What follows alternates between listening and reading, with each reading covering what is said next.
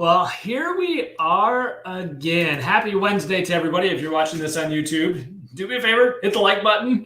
And three things to do over the next 5 years if you'd like to win through years 5 through 10.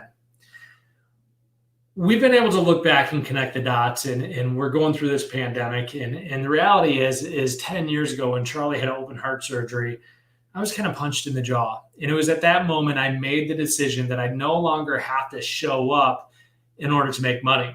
So 10 years ago, I made the decision. It's like, next time life punches me in the jaw, I'm going to be better prepared. So I was just having a conversation with a past client, past friend, past person that I worked with. And I was looking back and I said, okay, if I only had to choose three things to do over the next 5 years, what would they be? And so the first thing is books. I'm going to encourage you to go get an Audible subscription with 2 credits a month. And what you're going to do is you're going to listen to 2 books a week. Now, what happens is when someone writes a book, they've excelled in that area of life, and you get what has taken them, 5, 10, 15, 20 years to master. You get that in a couple hours. So what we're going to do is we're going to look at the math of this. So you listen to 2 books a week.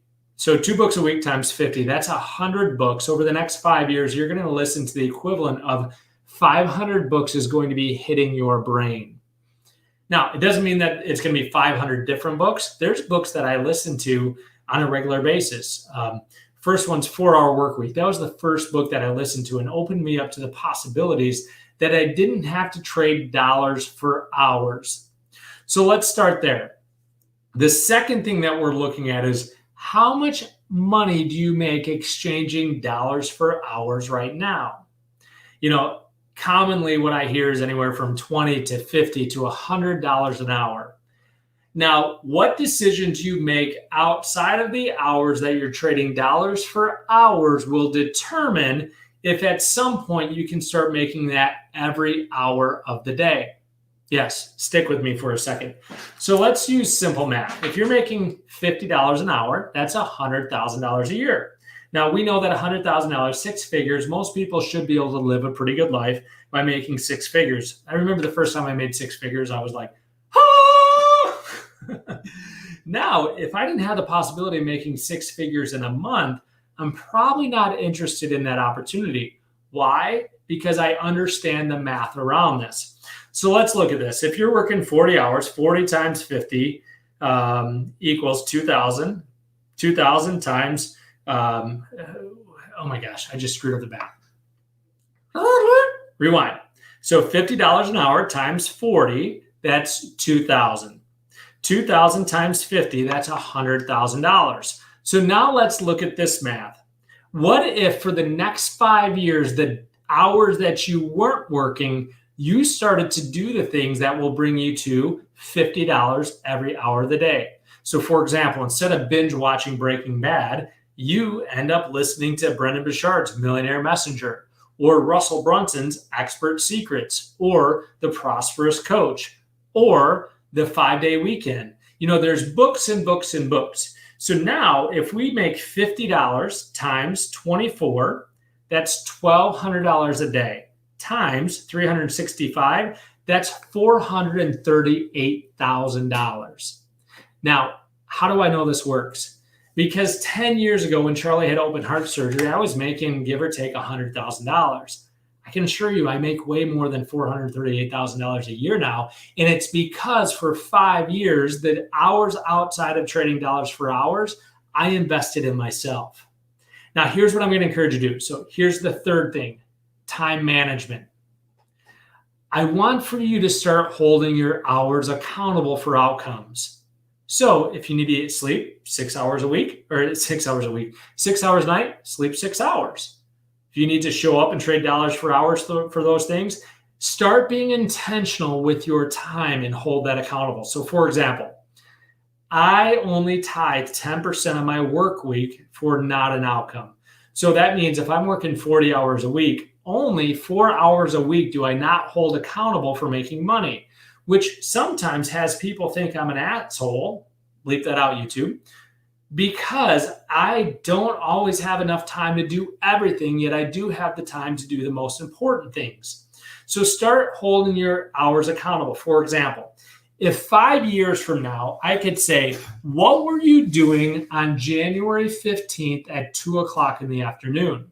Now, assuming that is a weekday, there isn't a weekday during the week that I can't tell you exactly who I was talking to, what I was doing since January 1st, 2016. Now, some of you might right away start arguing for your limitations. Well, Hank, I couldn't imagine being that structured. I couldn't imagine blah, blah, blah, blah, blah. Well, if you want different results, don't you need to do something different? See, what happens is when we start to know my numbers or our numbers, we start being able to do math with what we're looking to do. Stick with me for a second. If you need to make $5,000 in order for your family to survive, you might be trading dollars for hours in order to do that right now. As soon as you start making $6,000 or $7,000 or $8,000, you have a choice. You can bring your lifestyle up, or you can start subtracting out some of the hours that you work.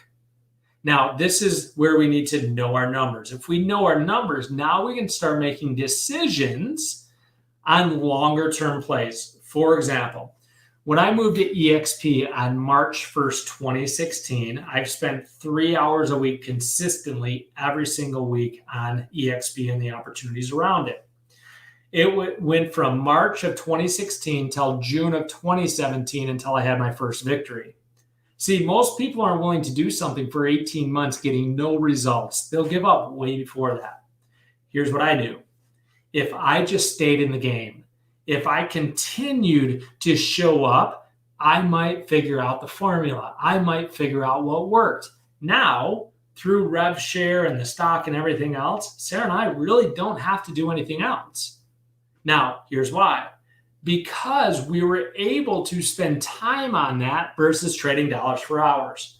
We understood our budget. We understood when we were making enough money where we could play a longer term game.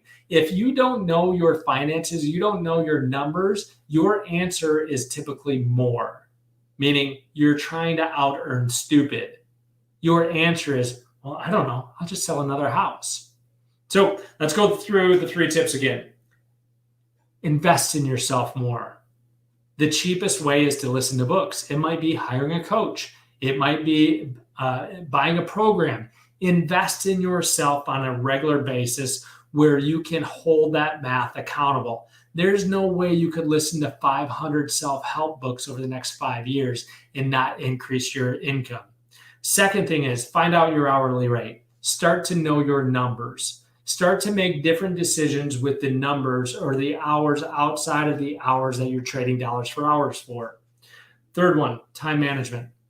Start managing seconds. Put if-then statements in place.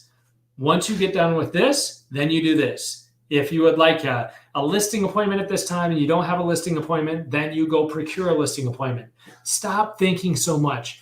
Get incredibly tenacious about your time management.